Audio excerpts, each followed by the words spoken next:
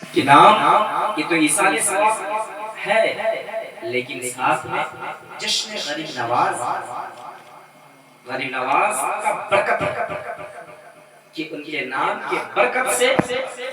مرحوم کو جنت مرحوم کے گناہ اور تمام لوگوں کو اولیاء کرام کے برکت سے شفا ہر پریشانی مصیبت دور ہو۔ اس بنا تمام لوگ میلاد و محفل کرتے ہیں اور آپ الحمدللہ آپ نے اب تک کے جو ثبوت دیے ہیں اپنے محبت کا وہ جذبات کہ آپ کا ایمان تو تازہ ہے، آپ کا جذبہ مضبوط ہے، آپ کا محبت مضبوط ہے، اسی لیے آپ اتنے دیر تک بیٹھے رہے، کیونکہ اتنے دیر تو کئی لوگوں نے تو کون سی دنیا میں چلے گئے، کہاں چلے گئے اتنے دیر میں کسی کا کوئی خبر نہیں، لیکن آپ جاگ رہے ہیں، زندہ ثبوت دے رہے ہیں کہ ہم مصطفیٰ جان رحمت صلی اللہ علیہ وسلم کے محبت میں جاگ رہے ہیں، ہم غریب نواز کے محبت میں جاگ رہے ہیں، اور کسی اور کے لیے نہیں، بلکہ یہ بزم مصطفیٰ صلی اللہ علیہ وسلم ہے، یہ بزم اولیاء اللہ ہے۔ الحمدللہ نحمده ونستعینه ونستغفره ونؤمن به ونتوکل علیہ ونعوذ باللہ من شرور انفسنا ومن سیئات اعمالنا من یهده اللہ فلا مضل له ومن یضلل فلا ہادی له ونشهد ان لا اله الا الله وحده لا شريك له ونشهد ان سيدنا مولانا محمد عبده ورسوله اما بعد فاعوذ بالله من الشیطان الرجیم بسم اللہ الرحمن الرحیم فقد قال اللہ تبارک وتعالی فی کلامہ المجید الا ان اولیاء اللہ لا خوف علیہم ولا هم يحزنون صدق اللہ مولانا العظیم وصدق رسولہ النبی الکریم ونحن لذلك من الشاهدين والشاكرين والحمد لله رب العالمين۔ بعد توحید کے متوالوں اور شمع رسالت کے پروانوں، غوث اعظم کے دیوانوں، اولیاء امت کے جانثاروں، آئیے سب سے پہلے گنبد خضرا کے مالک و مختار،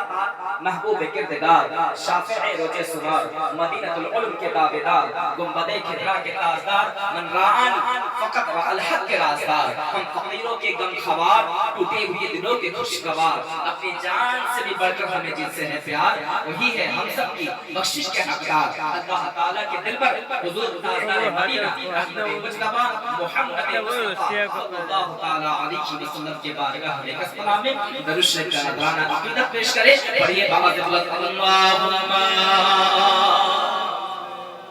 صلی علی محمد نور علی نور احمد کما حکاہ حبیب اللہ صلاة و سلام علیکہ یا رسول اللہ صلی اللہ علیہ وسلم صلی اللہ علیہ وسلم بلغ العلا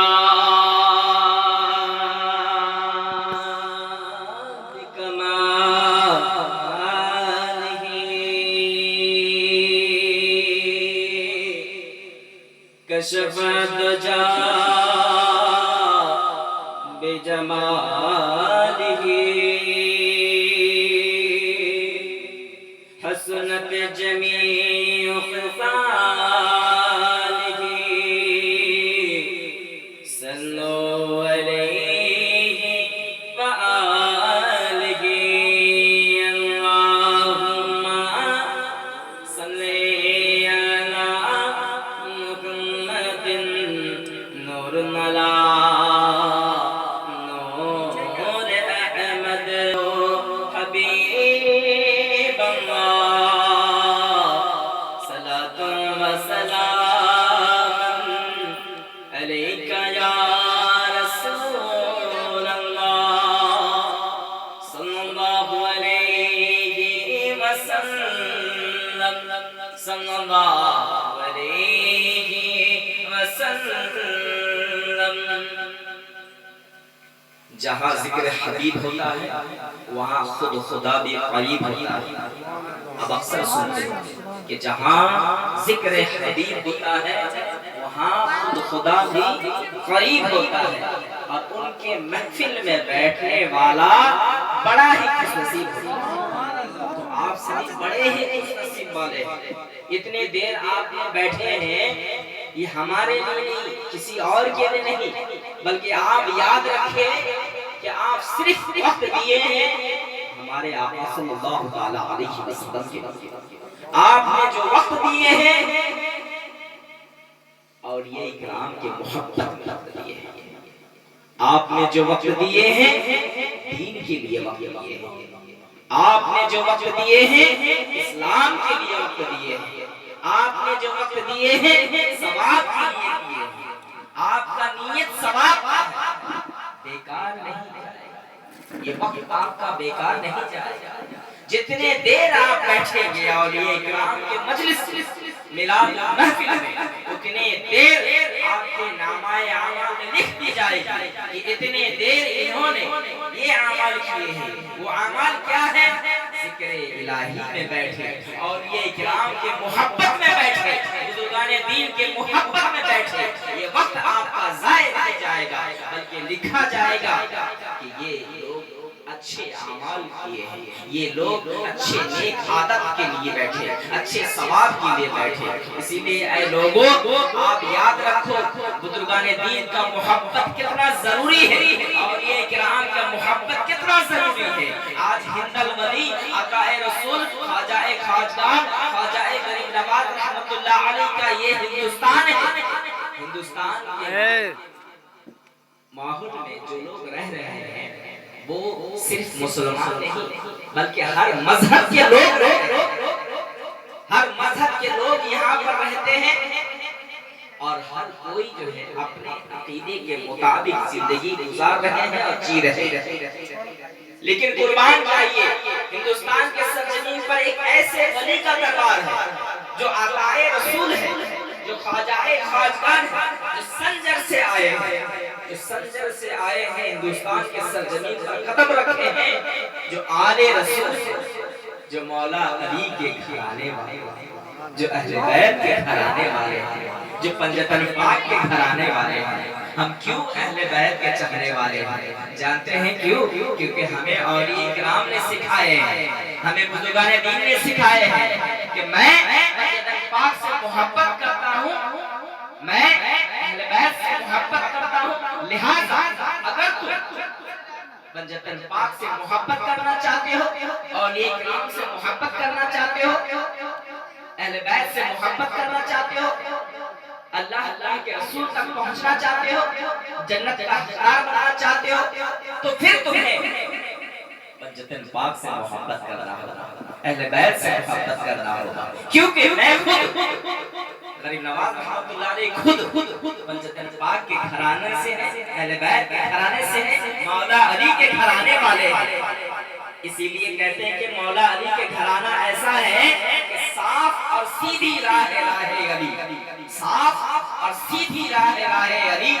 جو چلے اس راہ پہ ہوگا ولی۔ تو ولیوں کا گھرانہ ہے بزرگان دین کا گھرانہ، اولیاء کرام پیغام دے رہے ہیں یہ کہ اہل بیت سے محبت جو لوگ کر رہے ہیں اور اہل بیت کے راہ پہ جو لوگ چل رہے ہیں وہ اولیاء کرام کا گھرانہ ہے، وہ صوفیوں کا گھرانہ ہے، وہ پیر طریقت کا گھرانہ ہے۔ میں آپ کو بتا دوں اولیاء کرام بزرگان دین کا دربار اتنا اعلیٰ ہے کہ ان کے دربار میں جو کوئی بھی جو نیت لے کر جاتا ہے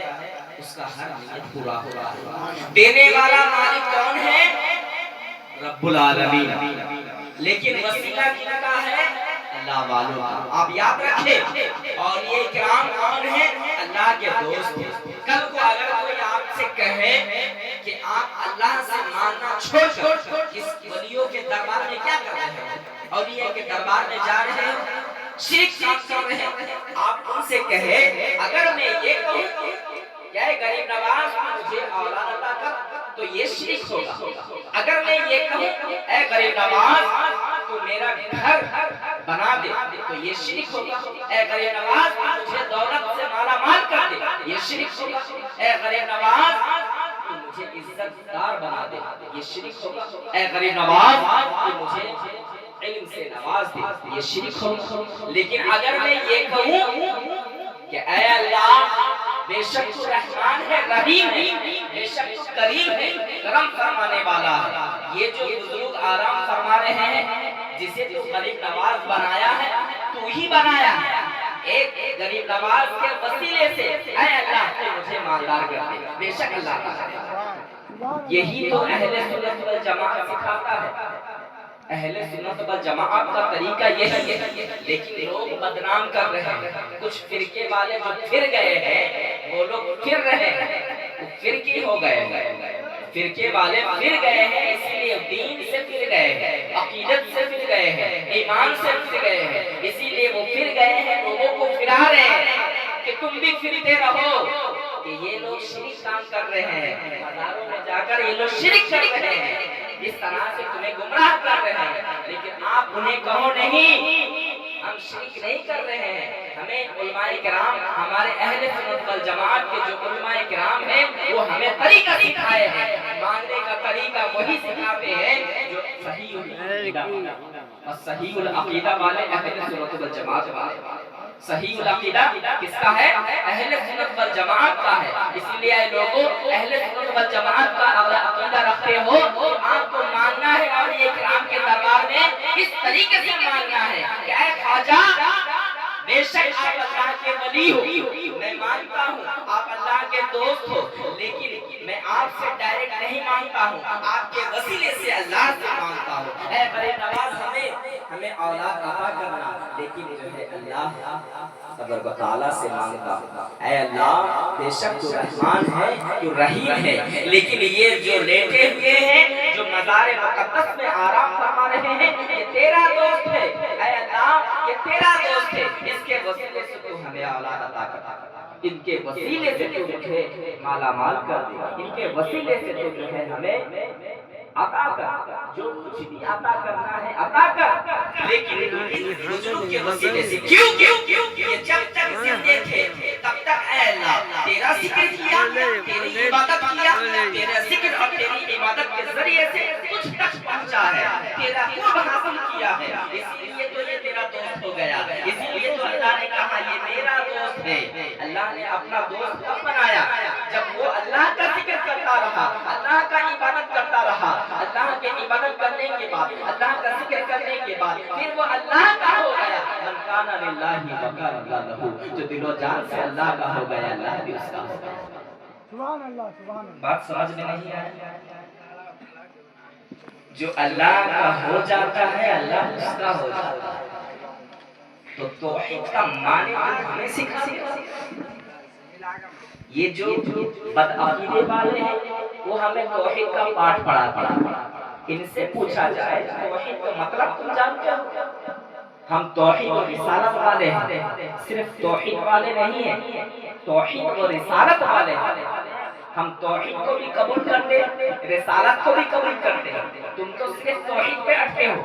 ارے رسالت کو نہیں سمجھو گے تو توحید کو کیسے سمجھو گے؟ رسالت سمجھنے سے پہلے اولیاء کرام کو سمجھنا ہوگا، بزرگان دین کو سمجھنا ہوگا، اولیاء کرام کے دامن میں ہاتھ دینا ہوگا، اولیاء کرام کے دامن کو پکڑنا ہوگا۔ بزرگان دین کے دامن کو جو لوگ تھامتے ہیں وہ طریقہ سکھاتے ہیں، کیونکہ آپ راہ چل رہے ہیں، ابھی آپ کو کہاں جائے گا، آپ کو فلاں جگہ جانا ہے، صرف آپ کو ایڈریس دے دیا گیا، آپ کو کہا گیا کہ فلاں جگہ میں آپ کو جانا ہے، لیکن آپ کے پاس کوئی سہولیت نہیں ہے، نہ آپ کے پاس کوئی گاڑی ہے، نہ کوئی آپ کے پاس کوئی ایسی سواری ہے جس سے آپ فلاں جگہ پہنچ سکتے ہیں، جیسے کہ ہاوڑا بریج سمجھ لو۔ اب ہاوڑا بریج جانے کے لیے آپ کے پاس جو ہے کوئی سہولیت نہیں، اب آپ کو جانے کے لیے ٹائم وقت مقرر کر دیا گیا کہ 5 منٹ کے اندر آپ کو جانا ہے۔ اب 5 منٹ کے اندر آپ کیسے جائیں گے؟ پاسبل نہیں، امپاسبل۔ پاسبل کب ہوگا؟ جب آپ کے پاس ویسے سہولیت والا سواری ہوگا تب اس وقت آپ سوار ہوں گے تب وہاں تک پہنچ سکتے ہیں، ورنہ آپ کے پاس آنکھ رہتے ہوئے بھی آپ ایڈریس سے دیا گیا لیکن آپ کبھی گئے نہیں، لیکن وہاں تک لے جانے والا کوئی شخص چاہیے، اور جو جانتا ہے کہ فلاں جگہ میں جو ہے رستے میں دقت ہے اور وہاں تک آپ پہنچ نہیں سکتے ہو، اس کے لیے دوسرا کوئی راستہ ہے۔ اب دوسرا راستہ بھی آپ کو معلوم نہیں، وہی جانتا ہے، جو پہلے سے جانا آنا رکھا ہے وہی جانتا ہے، وہی آپ کو لے کے جا سکتا ہے۔ اب وہ سے اگر آپ کہو گے نہیں نہیں تمہاری ضرورت ہے، ایڈریس تو مل گیا مجھے، اب میں جو ہے اپنے آپ چلا جاؤں گا، اب جائیں گے تو کیا ہو جائے گا، بیچ میں جو ہے آپ کو راستہ نہیں ملے گا، یعنی بیچ میں روک دیا جائے گا، کیونکہ یہاں پر جو ہے منسٹر آ رہے ہیں، کوئی چیف منسٹر آ رہے، کوئی منسٹر آ رہے، اس کے لیے راستہ بند کر دیا گیا ہے، لہٰذا یہ 1 گھنٹے کے لیے بند ہے، اب جو ہے آپ یہاں سے نہیں جا سکتے، آپ کو جانا ہے بہت جلدی، آپ کو بہت جلدی ہے، تو پھر آپ کیا کریں گے؟ جو جانکار ہے ان کو پکڑیں گے کہ آپ مجھے بتاؤ شارٹ کٹ کہاں ہے، آپ پوچھیں گے شارٹ کٹ کہاں ہے، وہ شارٹ کٹ سے لے کے جائے گا، آپ کی منزل تک پہنچائے گا، تو پتہ یہ چلا کہ وہ شارٹ کٹ لے کے جانے والا بھی وسیلہ چاہیے، اگر شارٹ کٹ جاننے والا وسیلہ اگر نہ پکڑے تو پھر آپ اپنی منزل تک نہیں پہنچ پائیں گے، لہٰذا سمجھ میں آیا ہمیں بچپن سے ہمیں سکھایا جا رہا ہے تم نماز پڑھو گے اللہ تک پہنچ جاؤ گے، تم روزہ رکھو گے اللہ تک پہنچ جاؤ گے، تم کعبے میں جاؤ گے حج کرو گے اللہ تک پہنچ جاؤ گے، یہ شارٹ کٹ والا ہے، یہ شارٹ کٹ والا ہے، لیکن آپ کو یہ نہیں بتایا گیا کہ اللہ تک پہنچنے کا طریقہ کیا ہے، وہ نہیں بتایا گیا، صرف آپ کو بتایا گیا نماز پڑھو گے تم اللہ تک پہنچ جاؤ گے، اللہ کے قریب ہو جاؤ گے، یہ بتایا گیا، حقیقت یہ نہیں ہے، نماز پڑھو گے آپ کو فضیلت ملے گا، ثواب ملے گا، لیکن اللہ تک پہنچنے کے لیے ذریعہ ہے وہ اولیاء کرام ہیں، اور وہ اس راستے پہ چلے ہیں، اللہ تک پہنچنے کا جو راستہ ہے وہ راستہ کس طرح سے طے کرنا ہے وہ اولیاء کرام خود چلے ہیں، انہیں معلوم، اسی لیے طریقت کے راستے میں آپ خود اندھے ہو، کیا ہوا؟ خود اندھے ہو، اللہ تک پہنچنے کا جو راستہ ہے اس راستے میں آپ چل نہیں سکتے ہو اکیلے، یہ آنکھ کی ضرورت نہیں ہے، وہ دل کی آنکھوں کی ضرورت ہے، اور وہ آنکھ کھولنے والے بزرگان دین پھر طریقت ہے، سمجھے آپ خود سے چاہیں گے تو نہیں کھول سکتے، ورنہ ایسا اگر ہوتا تو کوئی بھی جو ہے ولی بن جاتا، کسی پیر کا دامن نہیں تھامتا، کسی ولی کے پاس نہیں جاتا، وہ ڈائریکٹ یہ کہتا بس اللہ مل گیا مجھے، نماز مل گیا، مسجد مل گیا، ہو گیا۔ بے شک اولیاء کرام کے نماز نہیں چھوٹی، اولیاء کرام نے نماز کے پابند رہے، شریعت کے پابند رہے، بزرگان دین شریعت کے پابند رہے، اسی لیے تو ہر دربار میں دیکھو کہ ان کی مزار کے بغل میں مسجد ہے، غریب نواز کے دربار میں دیکھیے کہ ان کے دربار کے بغل میں ساجد مسجد ہے، اکبری مسجد ہے، اولیاء مسجد ہے، کتنے مسجدیں ہیں وہاں بغل میں ہی مسجد، تو اولیاء کرام کے دربار میں جہاں بھی جاؤ گے آپ کو مسجد ملے گا، کیوں؟ کیونکہ اولیاء کرام یہ ثابت کرنا چاہتے ہیں لوگوں سنو دیکھو میں جب تک زندہ تھا حیات میں جب تک تھا میں جو ہے شریعت کے پابند رہا، نماز کے پابند رہا، بعد موت کے یعنی مرنے کے بعد ہی میں نماز ادا کرتا ہوں روحانیت سے، بات سمجھے آپ، جسمانیت سے ادا کرتے تھے اب روحانیت سے بھی ادا کر رہے ہیں، یہ ثبوت دے رہے ہیں۔ آج کل کے کچھ لوگ کہتے ہیں نماز کی ضرورت نہیں ہمیں، شریعت کی کوئی ضرورت نہیں ہمیں، شریعت کے پابند نہیں ہونا ہے ہمیں، بس ہم کو پیر پکڑنے مطلب اللہ مل گیا، ایسا نہیں ہے۔ بزرگان دین یہ طریقہ سکھاتے ہیں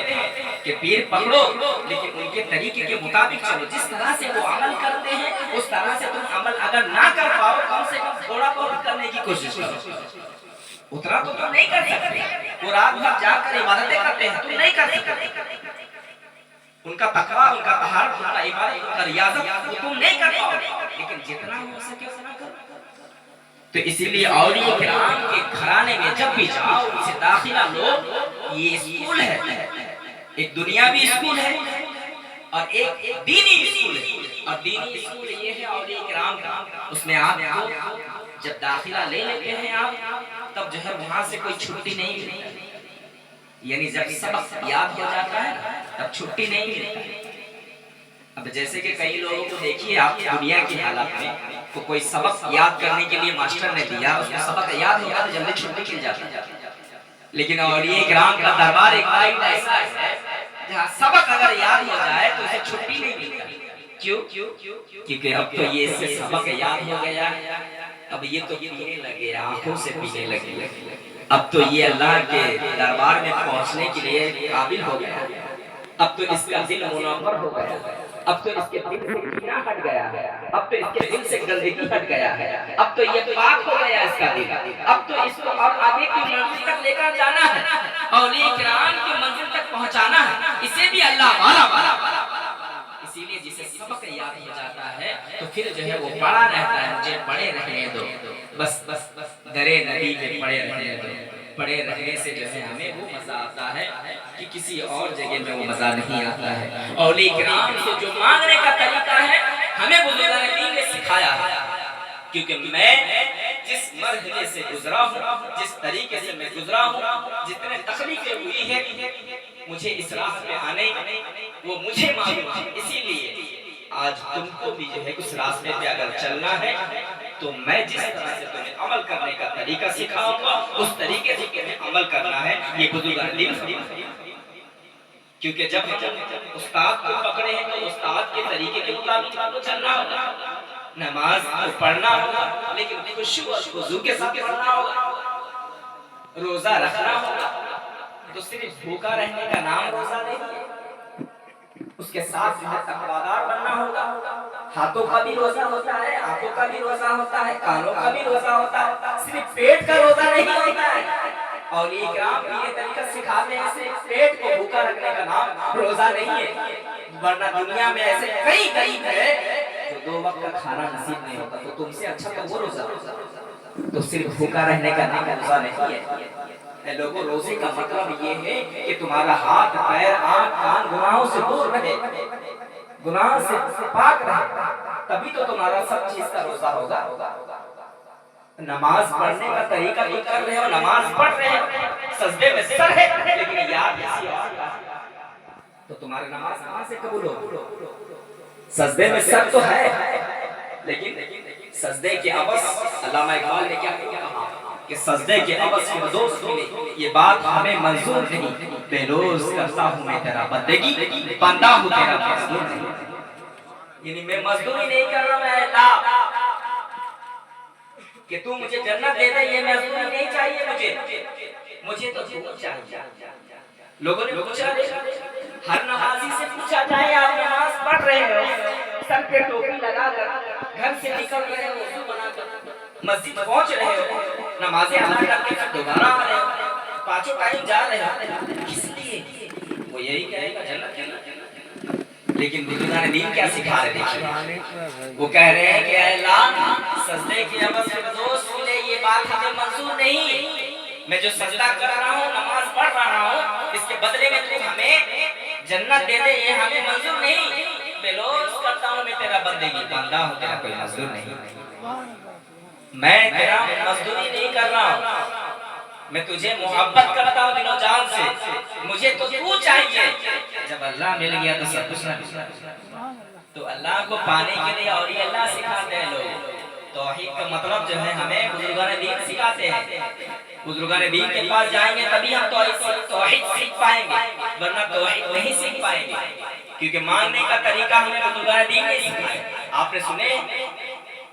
کہ اورنگزیب، عالمگیر اورنگزیب نام سنے، بادشاہ، وہ کیا کرتے ہر مزارت پہ جاتے اور کہتے السلام علیکم اہل القبور، قبر والے کو سلام کرتے ہیں، قبر والے تم پر سلامتی ہو، اور کوئی مزار میں جاتے تو کہتے ہیں مزار والے تم پر سلام۔ اب جس مزار سے سلام کا جواب نہیں آتا اس کو چھوڑ دیتے۔ آج کچھ لوگ منافق لوگ جو دین کے دشمن لوگ مزار توڑنے کے بارے میں سوچ رہے ہیں اور توڑ رہے ہیں، کہیں بنگلہ دیش میں کسی مزار توڑے، لیکن ان کو معلوم نہیں اللہ والوں کا دربار جو تم توڑ رہے ہو وہ جو ہے تمہارا حق نہیں توڑنے کا، کیونکہ تم خود مسلمان ہو اور مسلمان کو نقصان پہنچا رہے۔ ارے جب زندے میں جب وہ تھے تب اسے تم نقصان نہیں پہنچا سکے، اب وہ پردہ کر گئے، اللہ والے بن گئے، ان کو تم نقصان پہنچانے کے بارے میں سوچ رہے ہو تو تمہارا خود خاندان برباد ہو جائے۔ اب ہو گیا ہے کہیں بنگلہ دیش میں بڑے بڑے اولیاء کرام کا دربار توڑے ہیں، وہ لوگ یہ فتویٰ عالمگیری جو ہے اس میں پڑھا ہے کہ بادشاہ نے توڑا ہے تو ہم بھی توڑیں گے، ارے بادشاہ نے توڑا تو پھر توبہ بھی کیا نا۔ جو عالمگیر بادشاہ جو اورنگزیب تھے وہ ہر وزارت میں جا کے سلام کرتے تھے، اور جس میں سلام کا جواب نہیں آتا وہ توڑ دیتے تھے۔ اچھا پھر بعد میں بنائے بھی، لیکن قصہ واقعہ ایسا ہے کہ عالمگیر رحمت اللہ علیہ جو بعد میں ولی بنے، کیسے بنے ہیں دیکھیے۔ حضرت اورنگزیب جب غریب نواز کے دربار میں آئے نا، ہندل ولی جو ہندوستان کے راجہ سب سے بڑی درگاہ ہے، ہر مسلمان ہر مذہب کے لوگ جاتے ہیں اس دربار میں۔ اب وہاں گئے تو دیکھیں کہ ایک فقیر بھیک مانگ رہا ہے۔ اچھا ایک اللہ کا فقیر ہوتا ہے اور ایک دنیا بھی مانگنے والا فقیر، اس کو آپ لوگ بھیکاری کہتے ہیں۔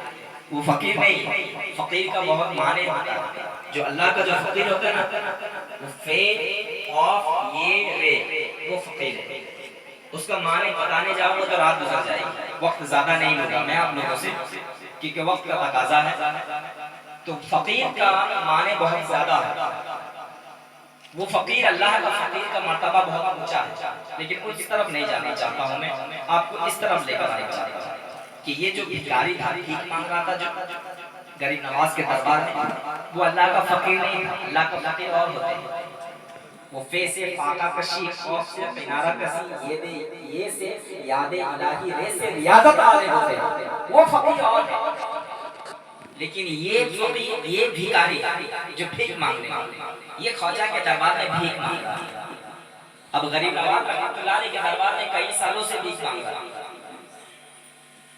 اورنگزیب آئے، بادشاہ ان کے ساتھ اور بھی لوگ تھے، بڑے ٹھاٹ کے ساتھ آئے اور دیکھے ایک نظر بھیکاری بھیک مانگ، اچھا تجھے کیا چیز کی کمی ہے؟ نہیں مجھے آنکھ نہیں ہے، اسی لیے جو ہے کما تو نہیں سکتی، اسی لیے بھیک مانگ رہے۔ اچھا تو اتنی سی بات ہے، بھیک مانگ رہا صرف آنکھ نہیں ہے اس وجہ سے، ہاں اس وجہ سے، تو ٹھیک ہے اگر آنکھ آ جائے تو نہیں مانگیں گے آپ۔ اچھا جب تک ہم دربار سے ہو کر آئیں گے تب تک تیری آنکھ آ جانا چاہیے، اگر نہیں آئے گا تو تیرا تن سے سر جدا کر دیں گے۔ اب جو ہے یہ بھیکاری کو آیا بہت زیادہ ملال آیا، غم نے چور ہو گئے۔ اب خواجہ سے مانگتے تو تھے، ادھر سے آدمیوں سے بھیک مانگتے تھے اور وہاں سے خواجہ سے مانگتے تھے کہ خواجہ آنکھ دے دے، روشنی آ جائے، لیکن مانگنے کا طریقہ معلوم نہیں تھا۔ میں آپ کو بتانا چاہتا ہوں اہل سنت والجماعت کیا سکھاتے ہیں؟ عقیدہ سکھاتے ہیں، عقیدہ درست کرو، مانگنے کا طریقہ سیکھو۔ آپ کو کل کو کوئی کہے نا یہ مانگنے کا طریقہ انہیں نہیں آتا، یہ شرک کرتے ہیں مزارات میں جا کر، آپ ان کو کہہ سکتے ہو طریقہ سیکھ لو تو آپ اسے سر جھکا کر نہیں آؤ گے، سر اونچا کر کے کہہ سکتے ہو نہیں نہیں شرک ہم لوگ نہیں کرتے، تیرے دماغ میں شرک بھرا ہوا ہے، تو سوچتا ہے شرک، یہ ہمارے دماغ سے شرک نکال دیا ہے علماء کرام نے۔ اب وہ مانگنے لگا تو اورنگزیب رحمۃ اللہ علیہ نے کہا کہ تجھے مانگنے کا طریقہ نہیں آتا، اتنے سال سے مانگ رہا ہے، بلکہ کئی سال سے مانگ رہا ہے، خواجہ سے بھی مانگ رہے ہیں کہ آنکھ دے دے،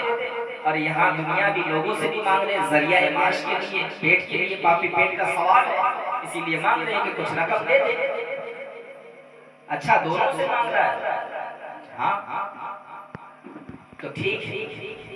ہم دربار سے ہو کر آئیں گے، جب تک اگر تیرا آنکھ نہیں آیا، اتنے دیر میں اگر تیری آنکھ نہیں آیا، مزار میں زیارت کر لوں گا، سلام بھی پڑھ لوں، دعائیں بھی کر لوں، اس کے بعد جب لوٹ لوں گا تب تک اگر تیرے آنکھ نہ آئے نا پھر تیرے تن سے سر جدا کر دیں گے، گردن الگ کر دیں گے۔ اب یہ جو ہے تھر تھر کانپنے لگا، اب دعا مانگ رہا ہے، اے خواجہ اب تک تو صرف پیٹ کا سوال تھا، اب جو ہے جان کا سوال ہے، اے خواجہ اب تک تو پیٹ کا سوال تھا، اب جان کا سوال ہے، اب تو عطا کر۔ تیرے در پہ یا تو میری موت آ جائے یا پھر میری آنکھ آ جائے، دو میں سے ایک ہو، یا تو میری موت یا تو آنکھ کی روشنی۔ اب مانگ رہا ہے اے اللہ دے، تو رب العالمین ہے، سارے جہاں کا تو رب ہے، کیا چیز کی کمی ہے تیرے دربار میں؟ اور انہیں تو ہے غریب نواز بنایا، جو غریبوں کو نوازنے والے تو نے بنایا ہے، غریبوں کو نوازنے والا۔ اب اس پر بھی فتویٰ دیتے ہیں غیر مقلد غیر عقیدے والے کہ غریب نواز تو اللہ ہے، تم خواجہ کو کیوں کہتے ہو؟ ارے پاگل، غریب نواز غریبوں کو نوازنے والے، اسے بنایا کون؟ اللہ نے خود بنایا نا، خود سے تو نہیں بولے میں غریب نواز ہوں، اللہ نے بنایا ہے غریب نواز۔ اب وہ غریب نواز رحمۃ اللہ علیہ ان کے وسیلے سے مانگ رہے ہیں کہ اے اللہ یہ غریب نواز جو آرام فرما رہے ہیں ان کے وسیلے سے تو مجھے عطا کر۔ اب وہ آئے، زیارت کر لیے دربار کی، سلام بھی کیے، سلام بھی کیے، کس کو؟ غریب نواز۔ جب سلام کیے پہلا دفعہ تو جواب نہیں ملا، دوسری دفعہ جب کیے جواب نہیں آیا، تیسری دفعہ میں جواب ملا۔ اس کے بعد خواجہ کہتے ہیں کہ جانتے ہو جب پہلی دفعہ تم نے جو ہے سلام کی اس وقت جو ہے ہم مدینے میں، اب دوسری دفعہ جب تم نے سلام کی اس وقت ہم جو ہے کعبے میں، اور تیسری دفعہ تم جب سلام کیے تب جو ہے ہم مدینہ اور مکہ دونوں جگہ سے پھر کر اور اللہ سے مانگ کر لڑ کر لائے اس کی روشنی، کہ اسے روشنی عطا کر، یہ میرے دربار میں تیرے دربار کی لاج رکھ لے، تیرے دوست کی لاج رکھ لے۔ اب ولی بھی ڈھونڈ رہے کہ تیرے دوست کی لاج رکھ لے۔ اب جو ولیوں سے محبت کرنے والے وہ کہہ رہے ہیں کہ اے اللہ تو میری لاج رکھ لے، کیونکہ میں تیرے دوست کے دربار میں ہوں، اگر تیرے دوست کے دربار میں اگر میری موت ہو جائے تیرے دوست کا نام بنا ہوگا۔ اب اللہ جو ہے عطا کر دیا، آئے تو باہر دیکھ دے اس کی آنکھوں کی روشنی، جب دیکھتے ہیں کہ اس کی آنکھوں کی روشنی آ گیا تو لوگ کہتے ہیں کہ یہی ہوتا ہے طریقہ مانگنے کا۔ آج لوگ کہتے ہیں کہ ہم پھٹ پھٹ کر روتے ہیں، نمازیں پڑھتے ہیں، روزہ رکھتے ہیں، دعائیں کرتے ہیں، اے اللہ میری مراد پورا کر، میری دعا قبول کر، کیونکہ طریقہ معلوم ہے۔ حدیث میں آتا ہے آقا علیہ الصلوۃ والسلام فرماتے ہیں کہ بندہ دعا مانگنا نہ چھوڑے۔ اگر کوئی کہتا ہے کسی بھی حادثے میں موت ہو جائے، وہ اگر یہ کہتا ہے نہیں یہ طریقے سے جو ہے اگر ہم جاتے تو پھر جو ہے ہم بچ جاتے، اس طریقے سے اگر ہم جاتے تو ہم بچ جاتے، تو پھر جو ہے اللہ کے اوپر تمہارا جو ہے شک آ گیا، کیونکہ اللہ نے تمہاری قسمت میں لکھ دیا ہے اس طرح سے تمہارا موت ہوگا، اس طرح سے تمہاری زندگی گزرے گا، اس طرح سے تم جو ہے زندگی جیو گے، یہ سب اللہ نے قسمت میں لکھ دیا۔ اگر تم یہ کہو گے نا کہ نہیں نہیں میرا جو موت ہوا ہے میری ہی کارن سے ہوا ہے، یعنی کہ میں جو ہے غلطی سے جو ہے فلاں سواری پر سوار ہو گیا تھا، اگر میں نہیں ہوتا تو نہیں حادثہ ہوتا، اگر میں گھر سے نہیں نکلتا تو یہ حادثہ نہیں ہوتا، یہ جو لفظ کہتے ہیں اس پہ تمہارا شک، قسمت پر شک۔ آقا علیہ الصلوۃ والسلام فرماتے ہیں یہ قسمت پر شک ہے اور تمہاری جو ہے کمزور ایمان ہے، اسی لیے اللہ جو کرتا ہے بہتر کرتا ہے، بے شک وہ صحیح کرتا ہے، وہ ہمارے لیے بہتر ہے، اس طرح سے ہماری قسمت میں لکھ دیا ہے، اسی حالت میں میرا موت ہوگا، اس طرح سے میری زندگی گزرے گا، اس طرح سے جو ہے نکاح ہوگا، اس طرح سے اولاد ہوگا، یا تو کسی کا اولاد ہوتا ہے کسی کا نہیں ہوتا، کسی کا نکاح دیر سے ہوتا ہے کسی کا نکاح جلدی ہو جاتا ہے۔ اب دیکھو کتنے بچے کا نوجوان، کوئی 15 سال 13 سال کی لڑکیاں شادی کر رہے ہیں، کوئی 25 سال 30 سال کی لڑکیاں گھر پہ بیٹھے ہوئے، کیوں؟ یہ سب اللہ نے قسمت میں لکھ دیا ہے۔ آپ کس شکایت نہ کرو، یہ شکوے شکایت جو ہے اللہ سے کرنا ہو جائے گا، یہ گمان آ جائے گا، شیطان خوش ہوتا ہے، اس سے شیطان خوش ہوتا ہے۔ نہیں دیکھا اس کا گمان کیسا ہے، یہ گمان کیا ہے، یہ سوچا ہے، اسی لیے اس کا ایمان ختم ہو گیا، ایمان کمزور ہو گیا۔ اسی لیے آپ ایمان کو اگر موجود رکھنا چاہتے ہو تو آپ راضی رہے آپ سے، رضی اللہ عنہم ورضوا عنہ، یعنی آپ کو اللہ کے ہر بات پر راضی رہنا ہے، اللہ تم سے راضی رہے۔ اگر اللہ کے ہر بات پر تم راضی نہیں رہو گے تو پھر شکوے شکایت کرتے رہو گے تو یقیناً تمہیں جو ہے تمہارا ایمان بھی کمزور ہوگا اور تمہارے عادت سے شیطان بھی خوش ہوگا، اور پھر تمہارا ایمان کمزور ہو جائے گا، پھر تمہارا عقیدہ بھی ختم ہو جائے گا۔ اسی لیے لوگوں چاہیے کہ اپنا ایمان اور اپنے عقیدے کو بچائے، گمراہ نہ ہو، آپ گمراہی سے بچے۔ شیطان آپ کو گمراہ کرنے کے لیے ہر وقت کھڑا ہے اور ہر وقت یہ سوچتا ہے کس طرح سے اسے گمراہ کرا۔ اللہ سے یہ کہیں گے نا تیری راہ میں میرا اولاد، جو بھی حادثے میں ایکسیڈنٹ ہوتا ہے، حادثے میں جاتا ہے نا بچے، آپ یاد رکھیے شہید کہلاتا ہے۔ شہید کا مرتبہ جانتے ہیں؟ وَلَا تَحْسَبَنَّ الَّذِينَ قُتِلُوا فِي سَبِيلِ اللَّهِ أَمْوَاتًا بَلْ أَحْيَاءٌ۔ قرآن کہتا ہے کہ وہ لوگوں کو تم گمراہ نہ کرو جو لوگ مر گئے، شہید ہوئے اللہ کی راہ، بلکہ وہ احیاء زندہ ہے۔ کیا ہے وہ؟ زندہ ہے۔ اب آپ سمجھے، جو شہید ہوتے ہیں وہ زندہ ہے، اللہ کہہ رہا ہے، تو آپ کیوں مردہ کہہ رہے ہیں؟ اللہ کہہ رہا ہے۔ تو سوچئے حادثے میں جو موت ہوتا ہے وہ شہید کا درجہ پاتے تو کتنا بڑا مرتبہ ملا۔ اپنے رب سے راضی ہو جاوے لوگوں، کیا اللہ لاکھ لاکھ تیرا شکر ہے کہ میرا بچہ تو شہید ہوا ہے، اور شہید کا مرتبہ اتنا اونچا ہے کہ وہ احیاء ہے، زندہ ہے کہتا ہے قرآن۔ انہیں تم گمان ہی مت کرو کہ وہ مر گئے۔ اللہ کہہ رہا ہے قرآن میں کہ انہیں تم گمراہ یعنی گمان بھی مت کرو، اپنے گمان میں قیاس بھی مت کرو، سوچو بھی مت کہ وہ مر گئے، بلکہ وہ تو شہید ہے۔ تو شہید کا مرتبہ ہے، یعنی جو لوگ جنگ میں لڑ کر کفاروں سے لڑ کر شہید ہوئے ہیں وہ شہید کا مرتبہ۔ آقا علیہ السلام کے وقت میں وہ لڑے نہیں، جنگ بدر میں نہیں لڑے، کربلا کے میدان میں نہیں لڑے، کوئی جنگ میں نہیں لڑے، لیکن پھر بھی آپ کے اولاد جو ہے وہ ایک حادثے میں جو موت ہوئی وہ شہید کا مرتبہ، یعنی کہ بغیر لڑے اور یوں ہی شہید ہو گئے، یعنی کہ اللہ تعالیٰ آپ سے کتنا محبت کرتا ہے۔ آپ یہ سوچیں اللہ تعالیٰ آپ سے کتنا محبت کرتا ہے،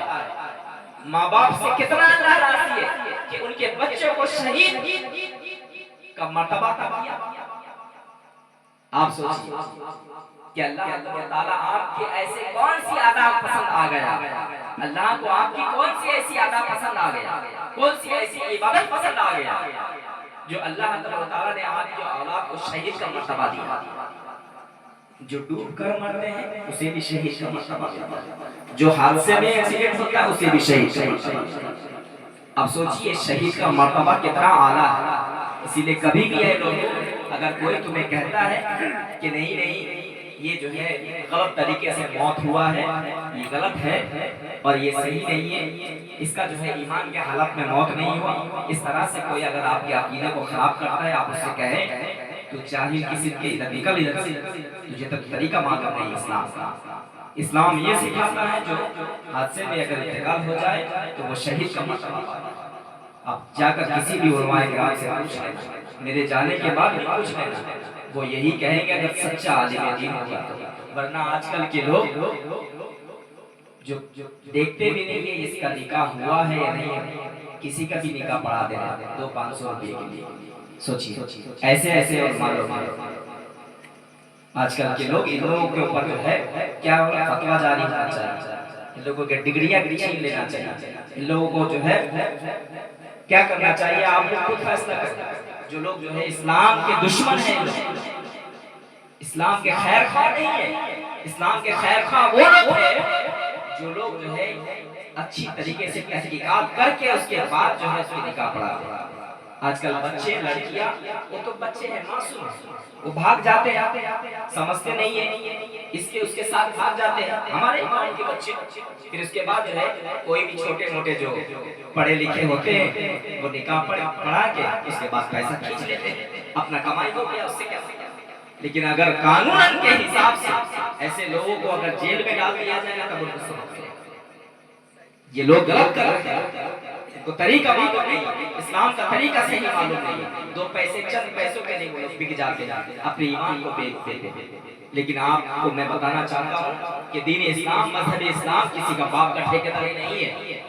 مذہب اسلام میں اگر آپ کو چلنا ہے تو صحیح طریقے سے قانون کو فالو کرنا ہوگا۔ اگر صحیح طریقے سے قانون کو آپ فالو کریں گے، یقیناً ہمارے مذہب اسلام کے اوپر کوئی انگلیاں نہیں اٹھائے گا۔ آج ہمارے اسلام کے اوپر لوگ انگلیاں اٹھا رہے ہیں، ہمارے مسجدوں کے اوپر لوگ انگلیاں اٹھا رہے ہیں، پتھر بازی کر رہے ہیں، مدرسے کے اوپر پتھر بازی کر رہے ہیں، آتنکوادی تیار ہو رہے ہیں، کہہ رہے ہیں کیوں؟ اسی وجہ سے آج جو ہے گمراہ ہمارے علماء کرام میں کچھ ایسے لوگ ہیں جو لوگ گمراہ کر رہے ہیں لوگوں کو، صحیح جاننے کی کوشش نہیں کرتے اور نہ ہی جو ہے خود صحیح راہ پہ چلتے، بلکہ پیسوں میں سے بک جاتے ہیں۔ ایسے کئی لوگ اپنے ایمان بیچ دولت پیسے کی، لیکن ان کا حشر کیا ہوگا آپ نہیں جانتے۔ سب سے پہلے ان کو جہنم کے آگ میں جلایا جائے گا۔ جو لوگ جان بوجھ کر صحیح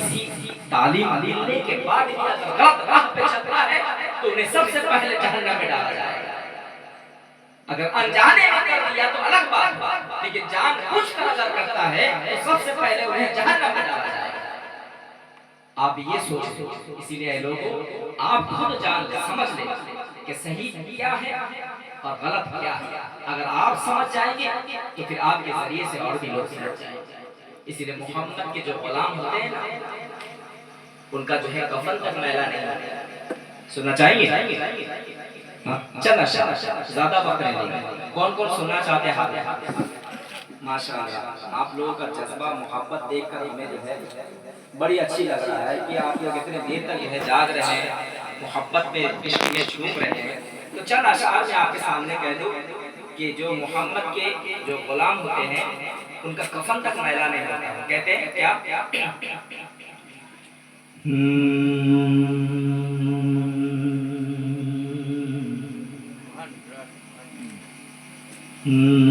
زمین میلی نہیں ہوتی،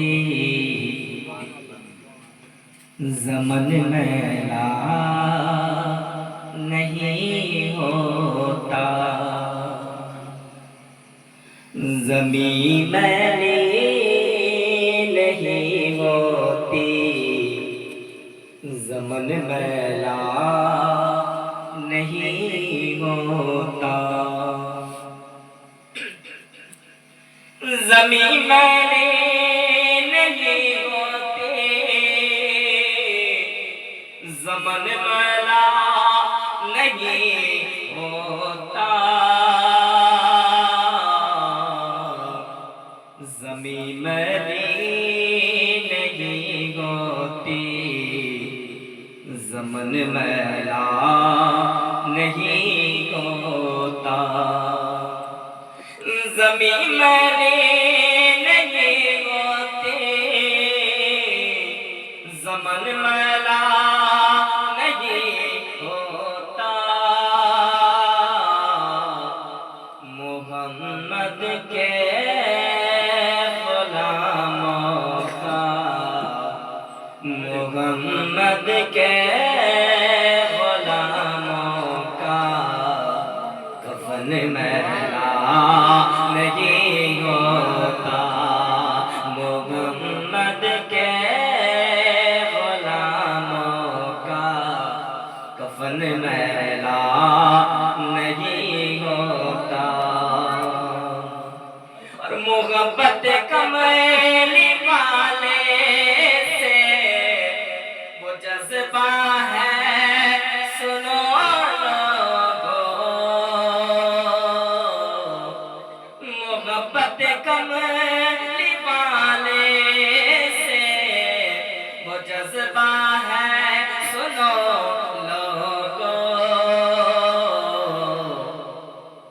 جس من میں سما جائے، یہ جس من میں سما جائے، وہ من میلا نہیں ہوتا، یہ جس من میں سما جائے، وہ من میلا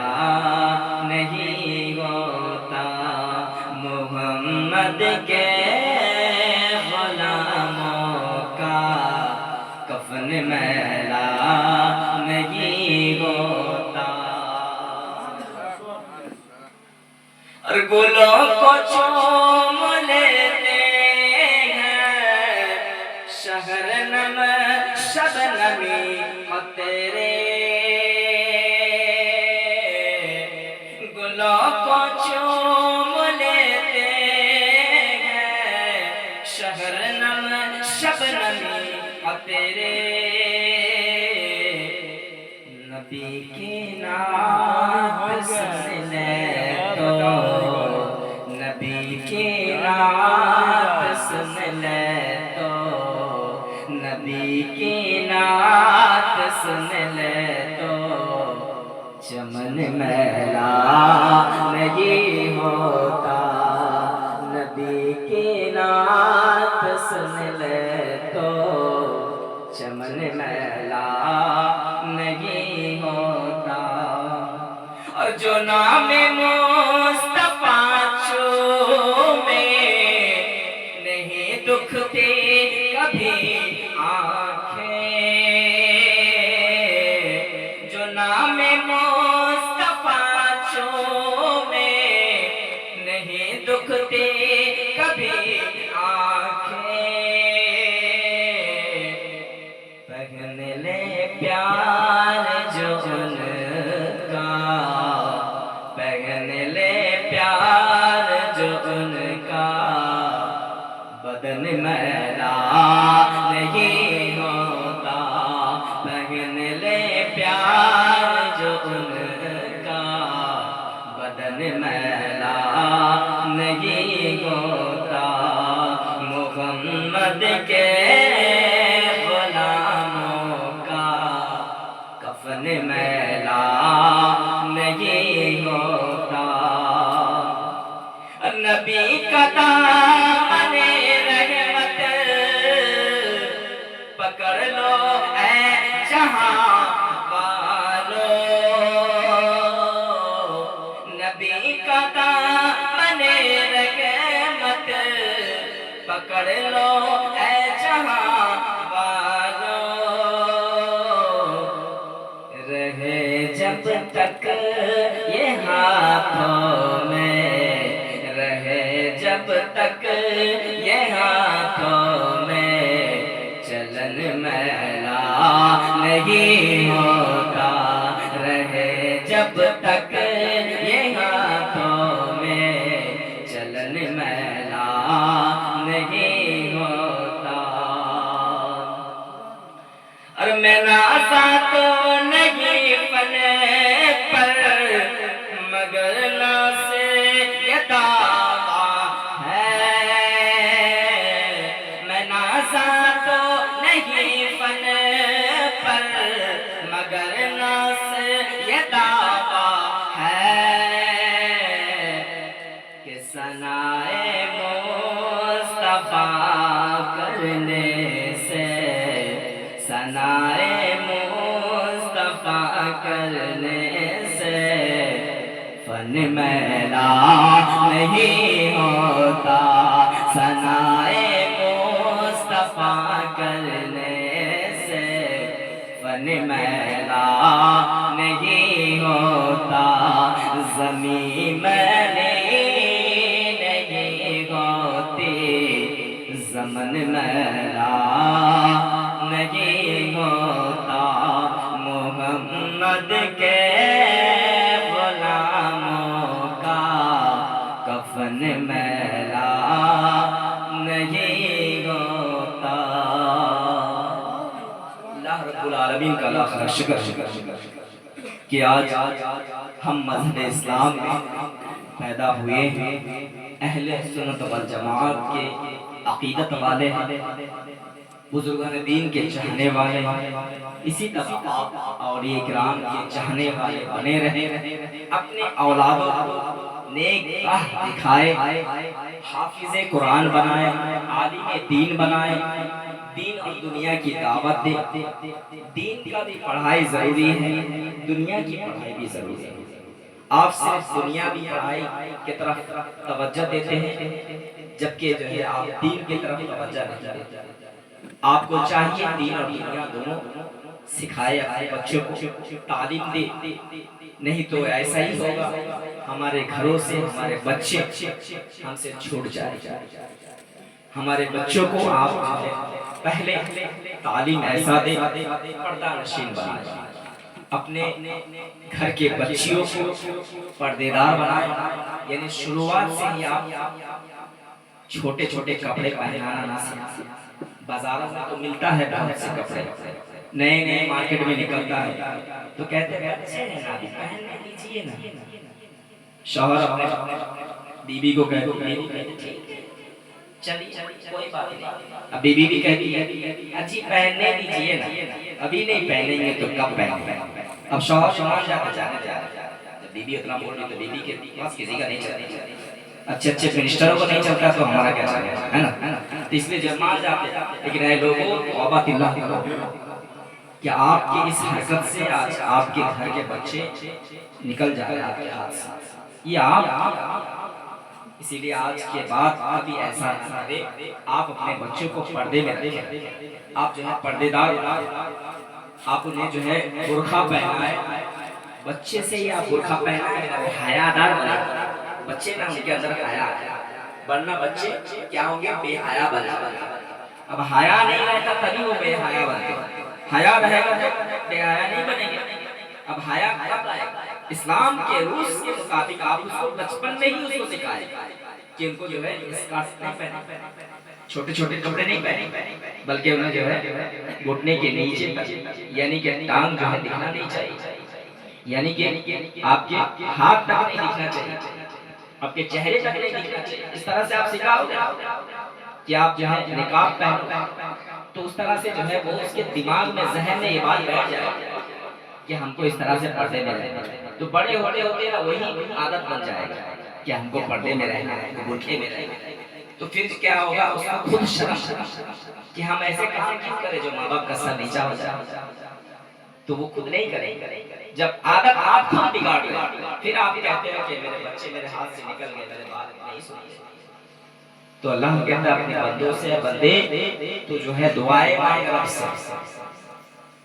اور اللہ کی راہ میں چل، درود و سلام خود پڑھ، اپنے بچوں کو قرآن سکھا، اور ہر دن قرآن پڑھنے والا بنا، اپنے بچے اور بچیوں کو سبھی کو یہ کہے کہ دن میں کوئی بھی کام تم کچھ بھی کرو، گھر میں جب بھی آؤ سونے سے پہلے ایک رکوع کم سے کم پڑھ،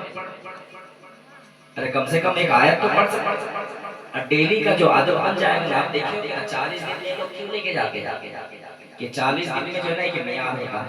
جب وہ عادت پڑ جائے گا پھر آپ نماز نہیں چھوڑیں، اسی لیے یہ لوگ لے کے جاتے ہیں۔ تو 40 دن جو ہے آپ کسی بچے کے اندر ایک عادت ڈالو گے نا کہ 40 دن جو ہے آپ لگاتار اس کو نماز میں رکھو گے اور قرآن سکھاؤ گے، درود پڑھنا سکھاؤ گے، تو وہ 40 دن کے اندر وہ پریکٹس ہو جائے گا، عادت ہو جائے گا، پھر وہ وہی کام کرنے لگے گا، اب بولنے نہیں پڑے گا، زبردستی لکڑی لے کے جاؤ گے تو قرآن پڑھ نماز پڑھ نہیں کر سکتے، زبردستی سے کوئی کام نہیں ہوتا، آپ کو خود عادت بنانا ہوگا، اسی لیے آپ خود عادت کو بدلے۔ ہم نے دیکھا ہے کئی بزرگان دین کو اپنے بچوں کو کھانا تک نہیں دیتے، نماز پڑھ کے پھر اس کے بعد کھانا دیں گے، ہاں ایک ہی ساتھ بیٹھ کے کھائیں گے لیکن پہلے نماز پڑھنا پھر اس کے بعد کھانا دیں گے، یہ عادت بنائے ہمارے بزرگان دین نے۔ اس طرح سے آپ اسلام جو ہے سختی کا جگہ پہ سختی کیا جاتا ہے، اپنے بچوں پر بچپن میں سختی کیا جاتا ہے، اس کے بعد محبت دی جاتی ہے۔ ایک بار جو ہے وہ کبھی پڑھتے ہوئے نہیں آیا، نماز روزہ پڑھتے ہوئے آیا، طریقہ ہی معلوم نہیں، ایک بار بولے کہ گردن پکڑ کے نکال چل چھپ نماز پڑھنا، کیسے پڑھے گا؟ ایک بار پڑھے گا، دوسری بار پڑھے گا، بھگا ہے اپنا جائیں گے جو کام کرتے بچے لوگ کے ساتھ ادھر ادھر گھومیں گے پھریں گے وہی کریں گے، تو عادت جو ہے دھیرے دھیرے ڈالنے پڑتا ہے، ایک بیگ نہیں ہوتا ہے۔ اس لیے لوگوں آپ سے گزارش ہے کہ آپ اپنے سماج کو خود سدھاریں، اپنے ماحول کو خود بنائیں، آپ اپنے گھروں کو سب سے پہلے سدھاریں، اپنے گھر کو بنائیں۔ اللہ تعالیٰ ہم سبھی کو نیک سمجھنے کے توفیق عطا فرمائے۔ خاص کر وقت کا تقاضا ہے، سننے سے زیادہ بولنے سے زیادہ ہمیں اللہ تعالیٰ عمل کرنے کے توفیق عطا فرمائے، کیونکہ ابھی آنے والا وقت جو ہے ماہ رجب کا آنے والا، ربیع الاخر کا مہینہ ختم ہوگا، پھر اس کے بعد رجب کا مہینہ آ جائے گا، اور جو غریب نواز کا مہینہ آ جائے گا، تو غریب نواز کے مہینے آنے سے پہلے آپ نے غریب نواز کو یاد کر لیا، تو غریب نواز کو جب آپ یاد کریں تو اللہ تعالیٰ آپ کے سارے گناہ، یقیناً آپ کے جو ایمان میں تروتازگی آ گیا ہے اور ہمیشہ تروتازہ رہے گا، اور آپ کے بچے جو جن کے نام پہ جو کیا گیا ہے یہ پروگرام، اچھا نام ہے محمد اظہر الدین، جو ہے مرحوم محمد اظہر الدین کے نام سے جو ایصال ثواب کے طور پر پروگرام رکھا گیا، تو ایصال ثواب کے نیت سے اگر آپ یہ کام کرتے ہیں، میلاد و محفل رکھتے ہیں، تو اس میں کتنے علماء کرام آئے، سبھی نے دعائیں کی، اور آپ لوگ بھی بیٹھ کر دعائیں کی، بے شک وہ سب دعائیں اللہ تعالیٰ اس کے قبر تک پہنچائے گا کہ نہیں پہنچائے گا؟ بے شک پہنچائے گا۔ آپ کی یہ دعا، یہ محفل، یہ میلاد کامیاب ہوا، اللہ تعالیٰ نے قبول کیا، محمد اظہر الدین کی تمام گناہ اللہ مٹھائے، اس کو جنت نصیب کرے اللہ تعالیٰ۔ آپ دعا کریں کہ اللہ تعالیٰ ہم سبھی کو ایمان کے ساتھ زندگی گزارنے کے توفیق عطا کرے، اور